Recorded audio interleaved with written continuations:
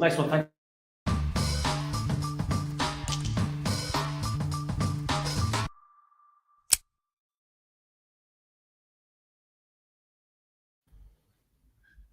It is, of course, Heart Standard. I am, of course, Craig Cairns, and we're joined, of course, by editor Joe Sked. First of all, apologies for being a wee bit late there.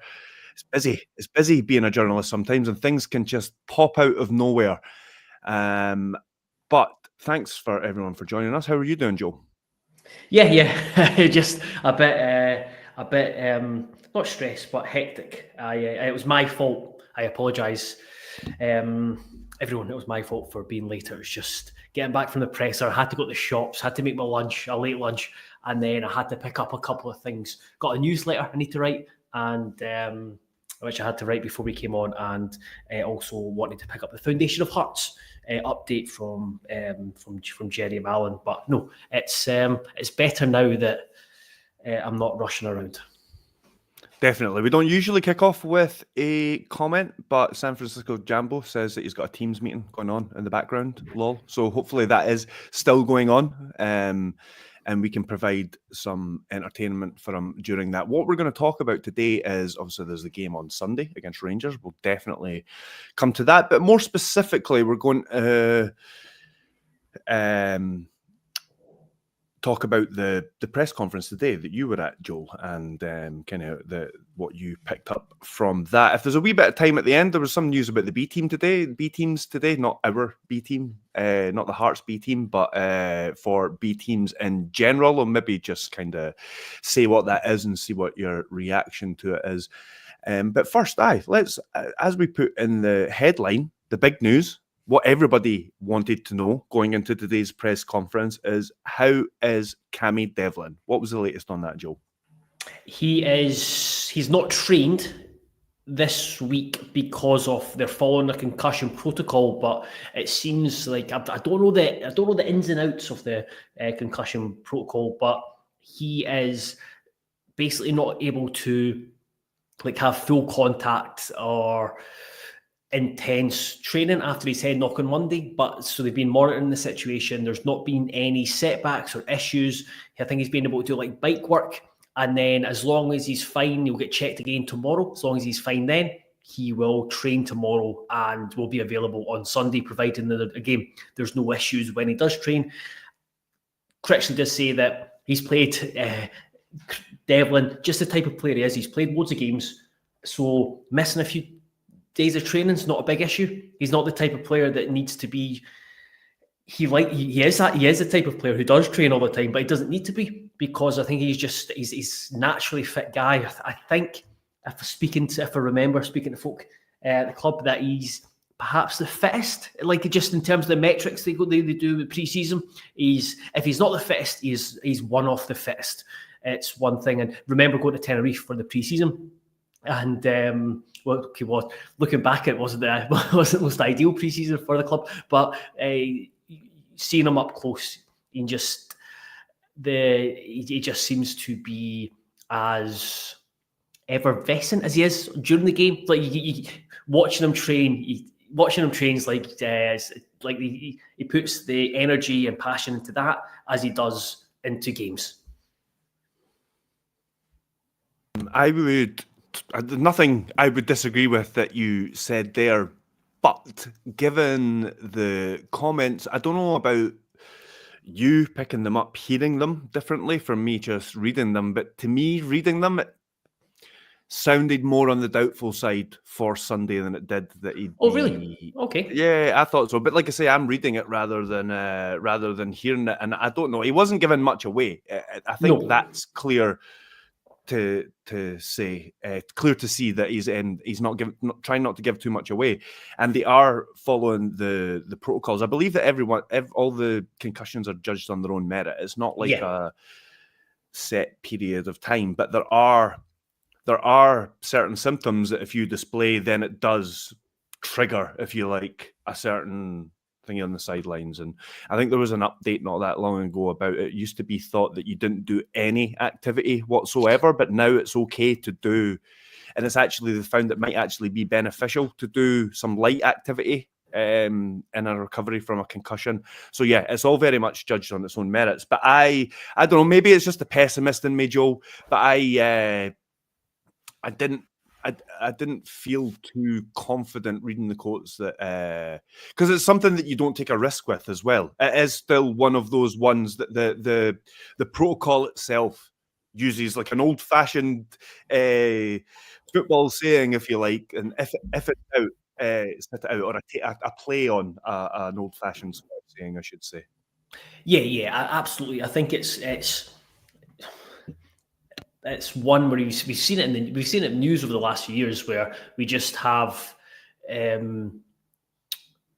where it's not been. It's only like the last few years where you're seeing the impact, and not just football, other sports, the impact of head injuries and what it can have for later life. It'd always be the case of I would rather be safe than sorry, and I think, like Graham says, the Gorgie Boys podcast, that's one thing I was going to say, is that it's not as if, even though Devlin's been excellent, he's been so consistent recently, been really important, that now you look at it, Benny stepped up on Monday. Callum Newhoff came off the bench and didn't look like he was been away for ages. George Grant's has played in the middle and not really let the team down. So there are options there where it's not like you're taking Devlin out and everything's falling apart. Was there any other team news from today's press conference? Or Lewis Nielsen was the only other one that we knew about, I guess. I added that in, so just because of Critchley came in, I did Devlin up, and then Benny came in, so I then went back and added in a line about Lewis Nielsen. Lewis Nielsen's fine; he's recovered from his dead leg. I would be surprised if we saw Lewis Nielsen in the starting lineup. It does seem, I think after Steinwender grew into the game very quickly, I have to say, it was a very short spell where he looked a bit sort of, I don't know how to describe it, not out of sorts, but he was definitely bedding in, as I've said, to a very sort of difficult scenario. Yeah. I think he's shown the qualities that it's worth playing him against Rangers, because the standard of opposition's higher. I know the game's going to be completely different, the conditions are going to be completely different.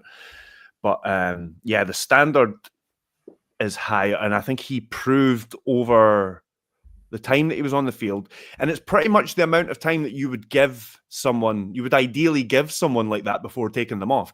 When you add the extra time into it, given the amount he played, I mean, that's that's what you'd aim to do before sort of taking somebody off in a sort of pre-season setting, say. So, and he came through it, and he looked good. So I would say the same. I think even if Lewis Nielsen's fit, I think we're going to see Steinwender. And I suppose that's a good point to come to any other changes that you see. Would it be too much then for, say, Taylor to come in next to him in the defence, or would it be too much, say, to bring in another player who's on the same kind of easing into the team? That is Khartoum, who also played not quite as much, I think about 10 minutes less, but similar amount of minutes, and again came through it well. Yeah, I think so. This is something I can't give too much away because it's embargoed stuff, but this is something I asked Critchley in the embargo section, so that'll be going up at like 10:30 tonight or 7 a.m. on Saturday morning. Is that do you feel more confident that you're able to make change, or do you feel you've got better I'll start that again. Can I ask them, like, is your job trickier in a good way because you've got more options to choose from, a wee bit more depth and balance? And on the flips, including that, are you able to do you feel more comfortable and confident making changes to the structure of the team, like he did on Monday with the team going from a 4-4-2 to a diamond? So I'll expand on that in the piece, but I think he kind of agreed on both ends. So I think there's definitely better selection decisions for him to consider. I can see Steinwender starting.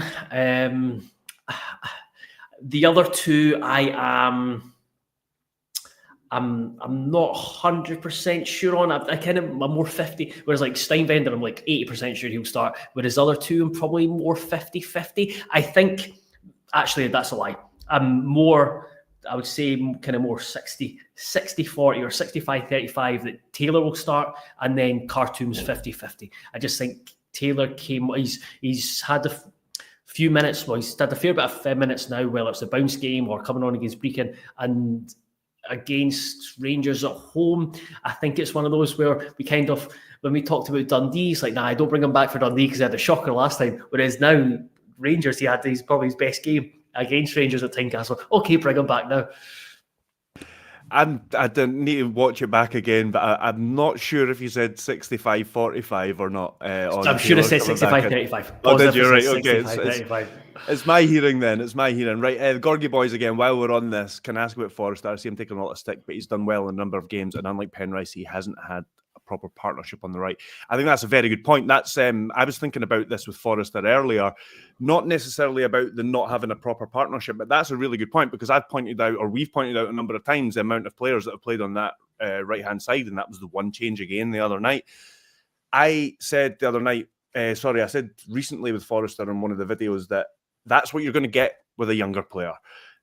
You're going to get swings in form, and we get that from Wilson as well. There's been a few when we were in that period where we were reliant. I keep saying we in this video. I try not to do it as much.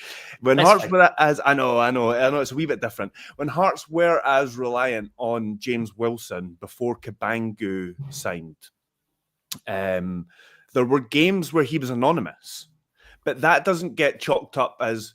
So, for instance, if Forrester puts in a similar performance, there's a couple of moments where it's like, we could lose a goal here, or we do lose a goal here. So I think that you're getting wild swings in form from both.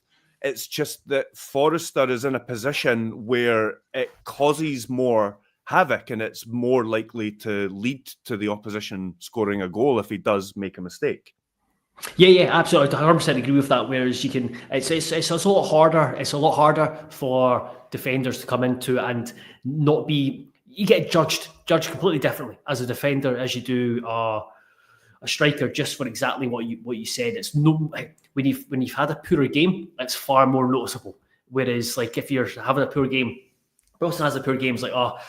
Yeah, it's shame. Still, he's a young striker, didn't really get the service. Whereas if Forrest has a poor game, you're getting written off. But it's also, and just on the point of not having a partner in front of him, he's actually had the right-sided centre backs changed a bit as well. So he's had I think he's had Kent, he's had Nielsen, he's had Talcott, he's had Goki at one point potentially. Yeah, definitely. So, Ross County. Yeah, so it's again that's been that's not been ideal either. So again, we'll have Steinbender now as well. So I think he's going to be. I think he's grown since he's first come in, and it's easy. I think it's easy. I do it all the time. Is like kind of you write players off if you make your mind up about them. But yeah, I think just with the nature of the position, take a wee bit time, just get that experience. And I agree that with a lot of the guys that I would prefer to see Taylor given a run, and just I think he makes the team stronger. But I do think that Forrester is still good to be involved in given minutes here and there, because whether they see him as kind of longer term as a backup, he's still young, etc., etc. We've seen it before. It's like even with just signings, you write them off and then you actually give them a wee bit of time and they turn it around. And so while I think Gerald Taylor makes it stronger, I'm certainly not writing Forrester off. That seems to be the consensus pretty much in the comments that have followed that podcast from Pete Robson, Scamasi, San Francisco Jambo, and Thomas have all said things along those lines that Forrester's been good. He's maybe not quite there yet. Taylor will make us stronger. That seems to be the sort of general sentiment there.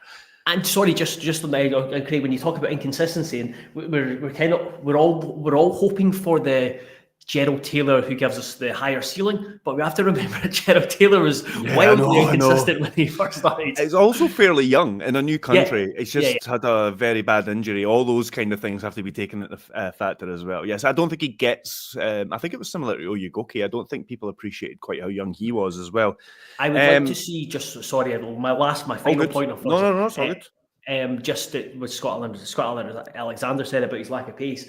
I would also like to see Forrester, if he's because he wasn't a first team player over the summer. So James Wilson went to Tenerife and he kind of planned to be a first team player, whereas Forrester's with the B team. He was the captain of the B team. I would also like Forrester to be given time, as in to go away for the off season and pre-season and work on the physical aspects of his game to get bigger, to get stronger. That condition aspect where it's not quite so easy to do it when you're in this period where you're playing games, you're training. It's easier to do those gym sessions and bulk up quicker if you're on the off season. So I would also like to see him do that and become a bit more, just work on that physicality. Some of that just comes naturally as well, though. Sometimes you just have to wait for your body to do it.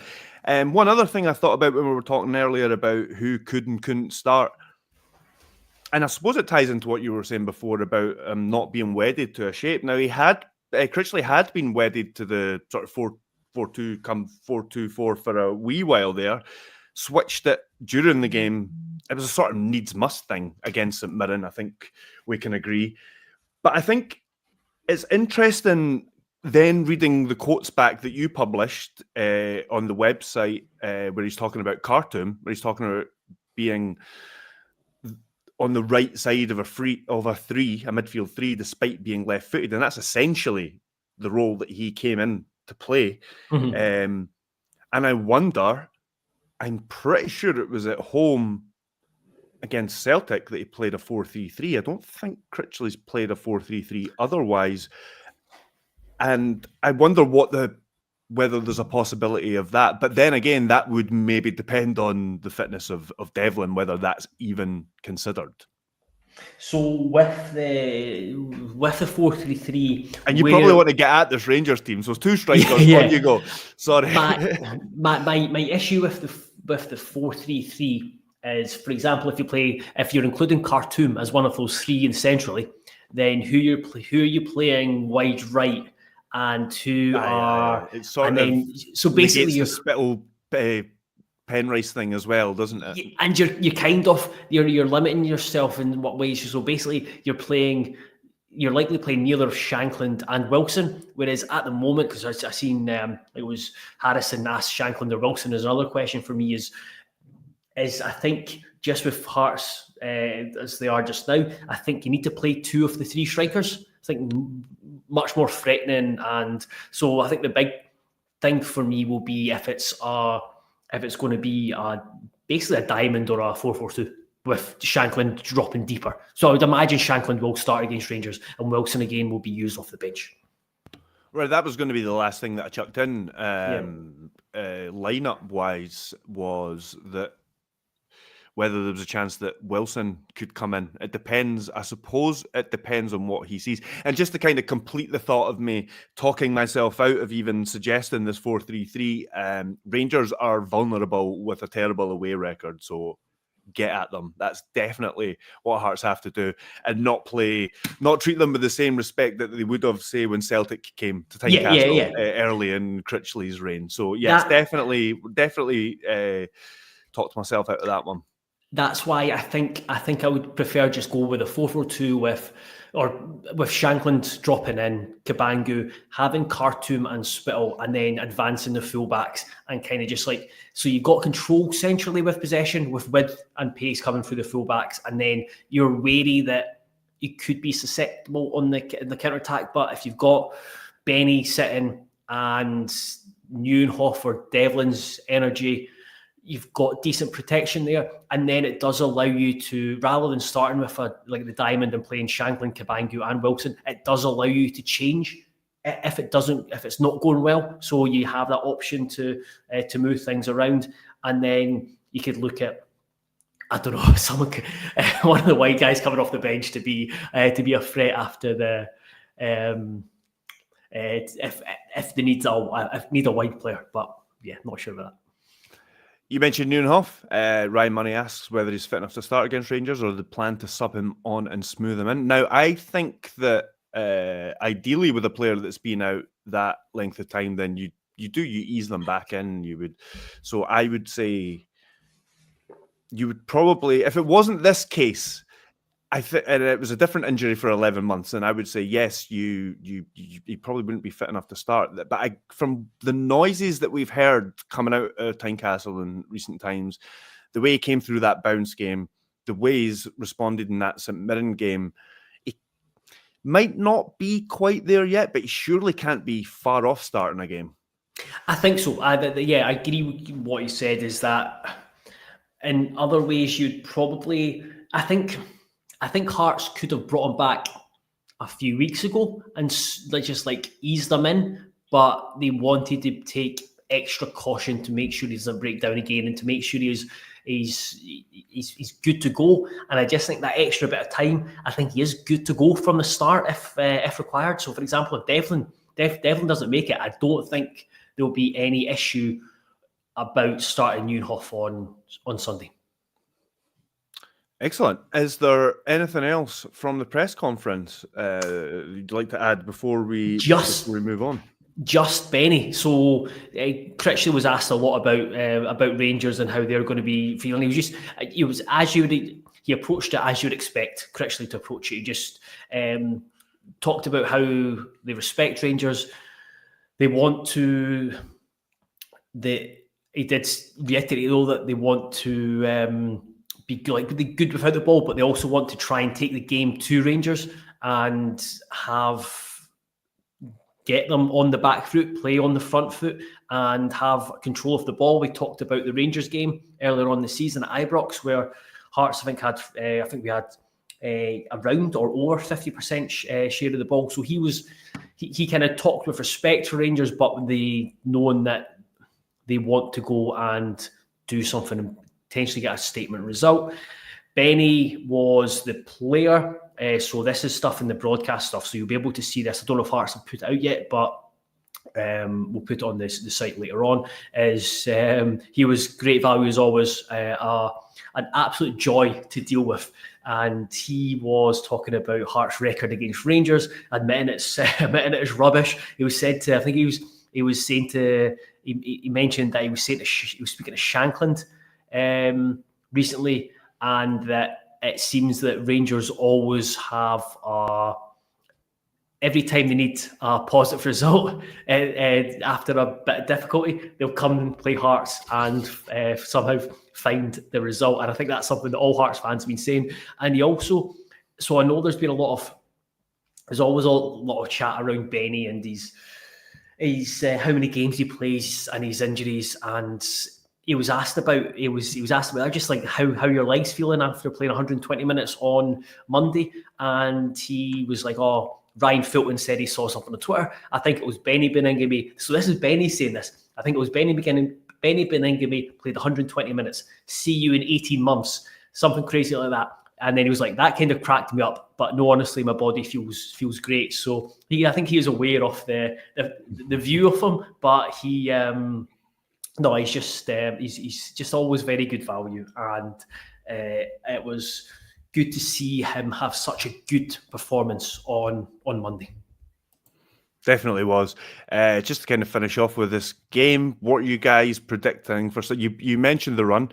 What are you guys predicting for Sunday? That's from Pete Robinson. Now, I'll just get in there first quickly. I suppose this is like more like expectation versus reality. We should be smashing them. We really should be going into this game and getting like some sort of statement result, for want of a better phrase, a better way of putting it. We should be going and really taking the game to Rangers, a wounded animal, and taking advantage. But as you've just said, they are one of those sort of reticent to say bogey team, because that's more reserved for like an Airdrie or something like that. Yeah. But like you say, even when they're out of sorts, Hearts still struggle to get the best of them. So I'd like to think it'll be a sort of Liam Boyce debut style victory. Was Liam Boyce's debut, wasn't it? Like a 3-1 win or something? Yeah. Something like that. That's what I think it should be. So I'll stick with the positivity and go with that. Something like 3-1. Yeah, I'm really confident. I don't know, it's like between my heart and my head. In my heart, I'm really confident. In my head, I know I should be confident, but I'm just like, just see it all the time. I just wouldn't be surprised if we turn up and Rangers walks a 3-0 victory, which is frustrating. But no, I'm really looking forward to. Well, what I'll say is really looking forward to Sunday. The kickoff time was mentioned. I hate a 12 p.m. on a Sunday. But the guy that mentioned that has to watch the game at 4 a.m. 4 a.m. in San Francisco. I think I'd rather it at 4 a.m. on a Sunday morning than 12 p.m. on a Sunday afternoon. But no, really looking forward to it. And I think it was Rob said, every single player needs to be working their socks off, strong mindset. A win against them would be huge. And I think that's it. There's a real opportunity not to only end the record against Rangers, but to have a statement win. I think it would be a big statement win for Critchley, especially with this run. And it should, looking at the results elsewhere, it should push Hearts into the top 6 and hopefully close the gap to Aberdeen and Dundee United, who both have tricky fixtures. Well, one's got a hard fixture, one's got a tricky fixture. So there's a real opportunity, real excitement. Yeah, and I'm just hoping for the type of performance that all Hearts fans want to see, where we are very direct, we are putting pressure on Rangers and turning them and getting in their face, and it just being one of those Tynecastle performances, which is a nightmare for opposition. Yeah, definitely. I'd even take that Barmy 4-2 from, was it like 2008 or something? I'd definitely take. Yeah, was that when Kisinevicius? Yeah. Or Ivaskevicius. Yeah. You could just make any kind of noise like that, and he probably played for Hearts. EB Tal with that deflected effort. Yeah. Andy Driver, and then a Michael Stewart penalty, I think it was. Yeah. Even take something like that.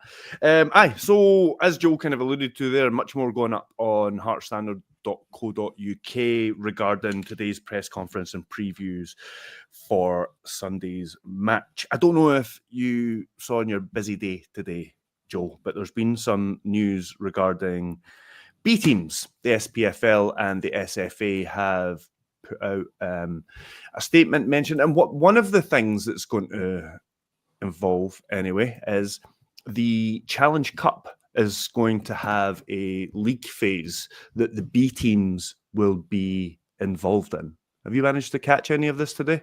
I read a wee bit of it before coming on, and it was just wasn't sure, without looking into it too much, wasn't sure how much of impact it would have on the Hearts B team, because I think one of the aspects was it would allow players to go on loan if they're Scottish to another team and then come back and then be able to go back on loan again. That was the other main thing, yeah. Yeah, so that was the thing, was like that won't be a massive thing for Hearts, just because Hearts have got the B team and the players to come from that and be like youth players rather than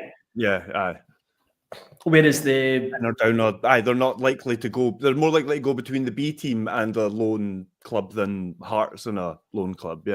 Yeah, because I think if they've done so well at the B team, then they'll get into, like James Wilson, Harry Forrester, Adam Forrester. Sorry, they'll go into the first team and then just kind of stay there. So, but yeah, I think that seems like a good move. And then the SPFL was at the Challenge Cup, and I think it's, again, positive for Hearts B, because it means that they're going to a league, like a group stage or a league phase. If they're playing... I'm guessing the term league phase means they're just taking what the European competitions have done for this season. It very much, I don't think they would have chosen that wording if it wasn't that. Yeah. So again, if they can play more games against teams higher up the pyramid, it's only going to be positive. I think that's from a particularly from a selfish point of view, as someone who covers Hearts, as a Hearts fan, is playing more games as a B team against teams higher up the pyramid is only going to help that development, because like the Lowland League's good, but as we've seen with a number of the players who have now gone on loan, is that after you've played a certain amount of games, that's you kind of completed it. So you kind of need to have another challenge. Whereas if you're in the B team, getting more experience against better teams can only be a good thing. Yeah, I mean, it's not really a debate for us, but I do wonder what it means for the tournament. I know that there was a lot of detractors when this idea was first floated a couple of months ago or something. I think it was first mentioned. And I see where they're coming from with that. And to be honest, before I got this job, I was kind of agnostic on B teams. I just didn't know enough about them. It felt like a debate for lower league fans rather than for and I just hadn't been around it enough or looked into it enough to kind of have an opinion on it. So I'd kind of seen the Hearts B team from a distance, didn't know much about them going into this season. But I have to say that from what I've seen so far, I think it's been a benefit to Hearts. I do think there's been issues where Hearts maybe haven't bridged the gap between the two. They're, whether it's going to be successful or not, they're now taking steps to do that. You published something recently on Shelley Kerr's role, her role specifically to bridge that gap.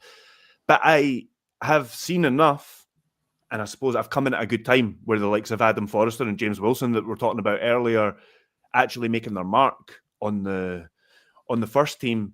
But for me, yes, I agree with you. Them playing against even higher opposition and playing more games against quote-unquote men or men's football. I mean, it's not even like a pejorative thing. You hear some of the players in the B team use that expression themselves. They go play men's football or they play men's football in the Lowland League. But yeah, for me, it does seem to have been a benefit. Yeah, absolutely. And I think the best person to speak to or listen to, or I would urge anyone, just not because it's on our site and I've written it, is to go to and read James Wilson's interview where he talked about his B team experience and the fact that a big thing for him for not going down south was he didn't want to be playing academy football. And the benefits that he'll get from playing, if they're 15, 16, 17, playing B team football at that age is massive compared to academy football, where it seems quite sterile. And I can't remember the actual phrase that James Wilson used, but basically it was just like did he say something along the lines of that it wasn't real football? Whereas you go to the lower league, it's much more real. You get a better idea of what you're going to come up against at first team level. I mean, see if I wasn't a Hearts fan, I would look down on the involvement of B teams, but on a completely selfish level, I think just looking at from a purely Barunton specs view in it, B teams is for Hearts is a massive positive. Definitely. I think we should wrap it up there, Joel, unless you have, as always, any other business. Yes, just one more. We could talk about the Foundation of Hearts email, but that's quite lengthy. I think we can speak about foundation plans at another time, just with their aim to increase in communication and engagement. And if you are a Foundation of Hearts pledger, member, owner, however you refer to yourself, I would check your emails, because there was a lengthy one in from Jerry Mallon today that gives you an idea of what's to come. But there was a question down here, if I can find it. Oh, Scott Alexander, what do you think of the Hummel deal? I am pleased. It's clearly the way they're sort of marketing it and all those kind of things. I'm not usually into these kind of things that football do. I know they're kind of for some people, but the sort of really leaning on the nostalgia of because for me, it was a great time being a Hearts fan. I mean, I know it's kind of being relived through the fantastic BBC audio documentary series by Martin Geisler. But yeah, that strip, I just even besides the season we had, and it's probably all feeds into one. I mean, the season that Hearts had makes the strip look better, but it was just a really good looking strip. And as I kind of said to you a couple of times, and I tweeted today, or sort of hinted that I tweeted today, I really loved when we went all maroon in that kit. It looked great, and I would love. I know that it wouldn't be popular with everybody. I'd actually like to see how popular that would be, or how many sort of people you like. Not has to be white shorts. I even liked it the other night when it was maroon with the white socks. I know you said you weren't as big a fan, but I quite like that. But no, all maroon. I wouldn't be against them now launching all maroon kit that sort of nods to that 2006 Scottish Cup, which I think they actually wore all maroon for the final, didn't they? They did, didn't they? Yeah, I think it was just changed halfway through the season or something like that. No, I think it was a Scottish Cup run. I think we used it was all maroon for the Scottish Cup. Okay. But there is a potential something for you to write or research, or to get fans' views on what the ideal is. Is it all maroon? Is it maroon, or is it maroon, white, maroon, white? Maroon, white. Yeah, I don't know. When you start to get too much white, I'm not a big fan. Like so for instance, the UKO, I was going to call it the UKO Bankers one, the Hummel one that came after the one that we were just talking about. It was very busy, and it just. Yes. I don't know, there was then just too much white, I felt, over between that and the shorts, and it was a big sort of baggier top as well. Yeah. I've got both the home and away one off that. Whereas the long sleeve looked better because it didn't have I've got the long sleeve away one, so it would have a maroon cuff, whereas it didn't on the sleeve. Anyway, in terms of the deal, I'm a big Hummel fan, and like you, the 0506, one of my favourites, and it's great to have them back. And the still 05 was still got a couple of the home tops, and I know a few fans have mentioned about the quality, and I know it was an issue at the time. Whereas once you moaned about the quality at the time, once you put it in the wash, you had issues with the chevrons or the sponsor coming off, and thankfully the one I had no issues. The couple of bought since have had issues, but what I would say is that I have got quite a few Tenerife tops over the year, and they've been Hummel, and the quality's been really good, and I've not had any issues with put them in the wash and the chevrons coming off. And just in terms of the deal itself, it's 5 years. It's record breaking. I think I believe it's significantly better than the Umbro deal, which is great, and also the fact that Hearts are an elite partner, which means it's not going to be, the Hearts top's not going to be a template where you see with some like a Nike and Puma. And so basically you're brought in to just pick one of their 20 different outlines, and then they fit it to your colours. Whereas elite partner, it's bespoke, and it's going to be different to any other Hummel strips. So I do get excited for kit releases and to see what they're like. So looking forward to that whenever that comes out, and hopefully we'll might have a feature in the coming weeks on Hummel coming back to Hearts. This is the analogy clinched it for me reading this one out. Darren Ross, I love all maroon, but I don't know if that's because we only use it sometimes. Don't know if it eventually would get boring. It's a bit like my apple crumble at Christmas. Absolutely love it, but if I had it all the time, I'd get bored of it. That's a fair point. Maybe I would be the same. I'm not entirely sure. Yeah, I think it's on like European nights. It's really special when you see Hearts coming out in all maroon. Fair enough. So maybe the Scottish Cup. The rest of the Scottish Cup run, if I'm not getting too ahead of myself there. You can read all about that and much more at heartstandard.co.uk, where we currently have a offer. You can subscribe for 6 months for just £1, and not only that, you will be entered along with all our current subscribers into a draw for 2 tickets 2 hospitality tickets, no less, for the home match against St Mirren later on this month. It's in the European Lounge. Is that right, Joel? Yes, yep, European. I think it's the European Executive Lounge to give it its Sunday title. Excellent. Thank you very much. So yes, go over there and subscribe if you are interested in that. Tenants, please get in touch if you're interested in a sponsorship after Joel wore this hoodie for the entirety of the video. And finally, if anybody hasn't, please subscribe to this YouTube channel. It's grown very quickly, and we thank you all who have done it so far, but more and more would just be even better. We're going to get out of here now. Thank you very much, Joel. We will see you all again soon.